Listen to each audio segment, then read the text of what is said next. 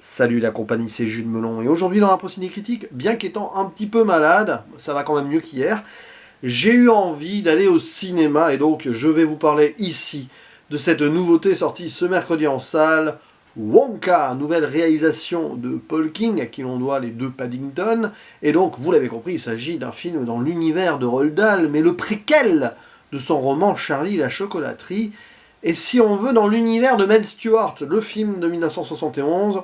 Alors pour les fans de Tim Burton et de son film de 2005, il n'y a aucun rapport là. Enfin, on est quand même dans l'univers de Willy Wonka, donc, qui est ici interprété, en version jeune donc, par Timothée Chalamet.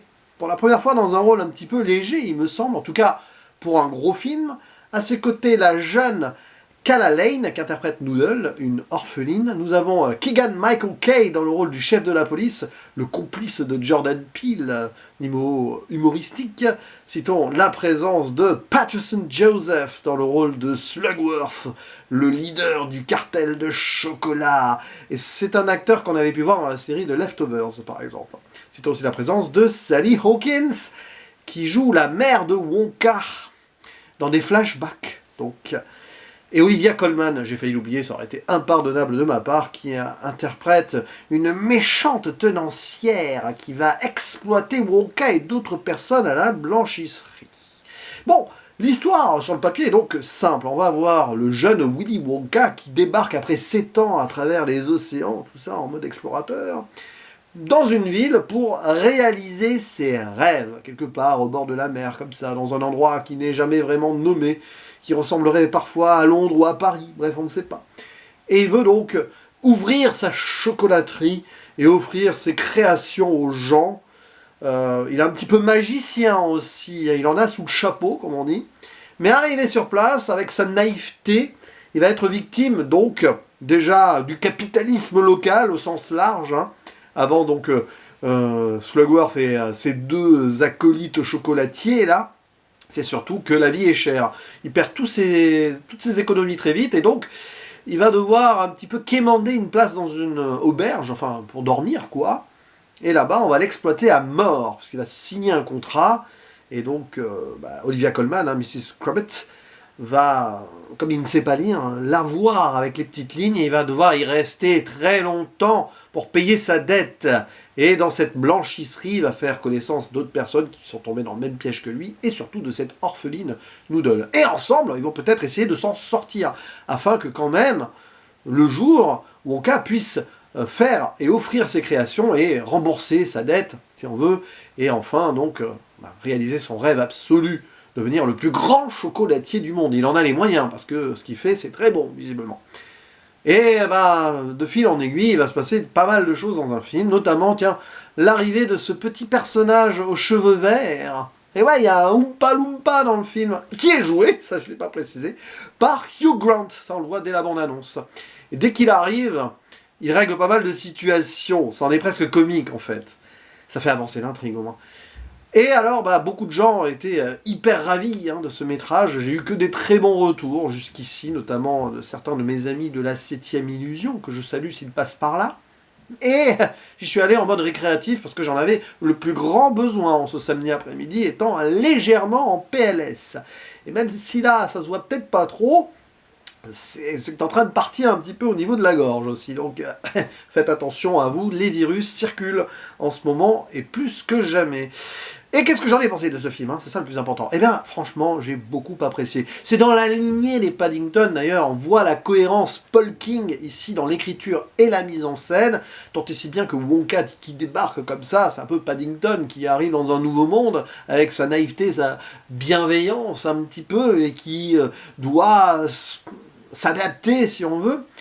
Et le fait que Wonka nous soit présenté comme un magicien d'emblée, mais vraiment un magicien avec de la vraie magie là, à ce niveau-là, hein, sortir donc des trucs sous son chapeau, c'est absolument improbable. Hein.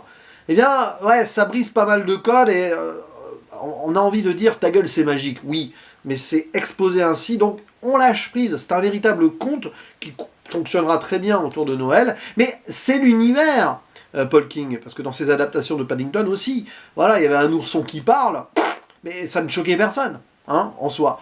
Donc là, bah, y a un magicien qui sort des trucs de son chapeau et qui crée des choses absolument folles. Ça ne choque personne, en soi, non plus. Puis on est dans un univers qui est entre triste, sombre réalité de l'argent et de la corruption, et ce rêveur qui est là pour changer les choses, changer le monde. À un moment, il y a cette idée. Après tout, essayons de changer ce monde, quitte à le rendre plus naïf, justement, pour que les belles choses arrivent, pour que cet espoir s'installe. Un monde de pure imagination. Parce que oui, il y a ça aussi. Vous voyez, là, j'ai sorti un petit truc en chantonnant. C'est que c'est une comédie musicale, en plus. C'est pas mon style préféré de film, alors même s'il y en a que j'adore de façon absolue. Mais là, ça marche, y compris donc dans cette cohérence polkingienne, si on veut. On est vraiment dans des shows à la Broadway, par moment. Ça se voit, c'est fait en studio, clairement, mais c'est du théâtre chanté. Par moment, c'est assumé en tant que tel, dès le début, avec le premier morceau, quand il débarque, hop, première chose qui se passe dans le film, ça chante, il arrive, ça chante encore, il se prend à rêver et tout, et il y a la chorégraphie qui va avec. Voilà, on nous met ici dans les conditions. Ça peut laisser hacker, mais c'est un truc à accepter. Paul King, ici, il signe un pacte avec le spectateur, il nous le dit d'emblée, vous allez rentrer dans un rêve, mais en même temps, dans mon monde aussi, où l'imaginaire côtoie cette sombre réalité humaine. Et c'est ce qui va se passer dans l'intrigue avec ce cartel-là qui corrompt tout le monde. Notamment le prêtre local, hein. Lui aussi je l'ai oublié dans le casting, oh là là, mais en même temps il y a tellement de gens marquants niveau acteur, actrice, mais joué par Rowan Atkinson, à savoir Mr Bean en personne. C'est pas la première fois qu'il joue un prêtre au cinéma, il l'avait fait dans 4 mariages et un enterrement, alors qu'il n'était même pas connu à l'époque. Comme quoi. Il y avait Hugh Grant aussi dans le cimetière. Peut-être que c'est un fan de ces films-là aussi, Paul King, c'est pas impossible. Et donc, oui, tout se met en place comme ça, et Paul King, au-delà donc de ces moments chantés, de très belles chansons, hein, il y en a vraiment des très bien, composées, alors, musicalement, il y en a 2 hein, qui s'en chargent.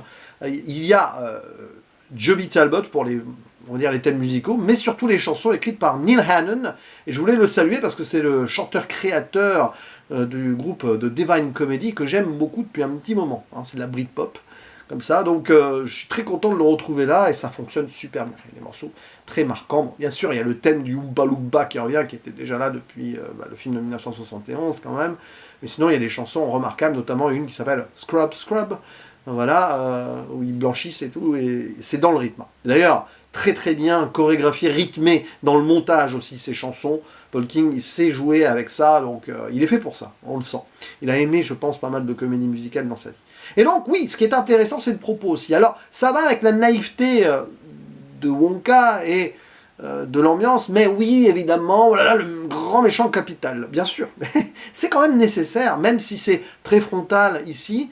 Je trouve dans un monde actuel où tout va trop vite et que, bon, ici, évidemment, Slugworth et ces 2 autres chocolatiers, là, Prodnose et Fickelgruber, qui sont là, mais ils ont la main mise sur tout, avec le coffre à chocolat en dessous et tout, et le prêtre qui garde cela. Donc vous avez les pouvoirs de l'argent et de la religion qui sont au-dessus de tout. Et ça, c'est vrai que c'est ancestral, ça remonte ouais, c'est du Moyen-Âge, quoi, mais on est dans un monde où on a encore ce contrôle-là. Et Wonka, il débarque avec pas grand-chose, avec 6 sous dans la poche, hein, grosso modo, et son chapeau plein d'idées, Hat Full of Dreams, hein, d'ailleurs c'est ça la première chanson, je crois. Et il va essayer de tout chambouler, avec les rejetés de cette société, avec une orpheline. Hein. Alors là, on est vraiment dans un conte à la Dickens, hein, par moment, ou les Misérables avec les Thénardier, enfin la Thénardière, là, et puis son acolyte amoureux, là, il y a tout un truc, quoi, elle croit que c'est un noble à un moment, c'est tordant, ça. C'est vraiment les moments... Il y a des moments très drôles dans le film, et c'est vrai que ce couple-là est absolument extraordinaire à ce niveau-là. Et Oompa Loompa est pas mal, c'est un Hugh Grant parfait là-dessus. Alors c'est très étrange, parce que c'est vraiment britannique pur jus, et il joue un Oompa Loompa qui n'est pas censé parler anglais même à la base, et qui vient de loin, mais bon, peu importe. Hein.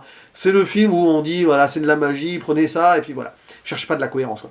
Mais oui, donc j'en reviens au message social, il est assez honnête et clair, même si naïf, mais ça renvoie à Paddington aussi, où on triturait cela de façon assez légère sur le papier, mais avec une vraie profondeur humaine et les émotions qui vont avec.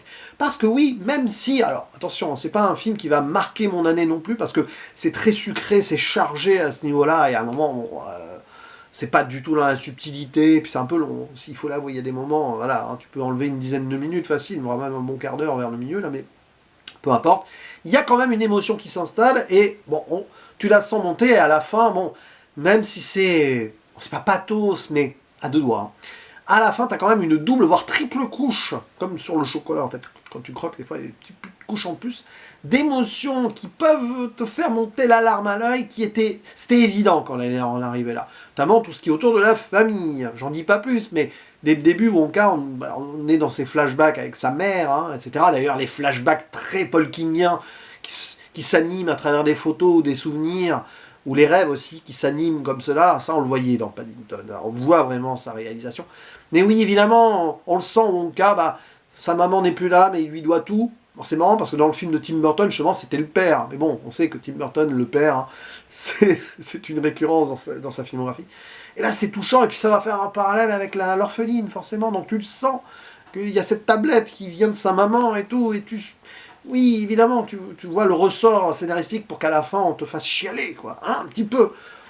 Mais ça a un petit peu marché, j'étais un peu, voilà, l'œil humide à la fin, donc voilà. C'est un film, en fait, où tout est très chargé, tout est très direct, très naïf et tout, mais il y a cette magie que Paul King sait mettre en place, qui fait que ça va marcher malgré tout. Et c'est du grand spectacle, voilà. C'est ça. Timothée Chalamet est très bien d'ailleurs. Tout le monde joue super bien, tout est dans le rythme, tout est dans le comique, le ressort et les émotions qui vont venir avec les événements qui s'enchaînent. C'est super bien écrit aussi, je trouve, même si ça reste dans beaucoup de poncifs, ça marche. Et c'est le principal, et c'est le film, on va dire, léger, sucré qu'il nous faut en cette fin d'année, et dont on a besoin pour se détendre au moment où on est tous un petit peu crevés, il faut l'avouer. Donc, Wonka, je dis oui. Pas un immense oui, mais un bon oui quand même. N'hésitez pas à le voir et à dire en commentaire ce que vous en avez pensé si vous l'avez déjà vu. Quant à moi, il ne me reste plus qu'à vous dire à la prochaine. Ciao!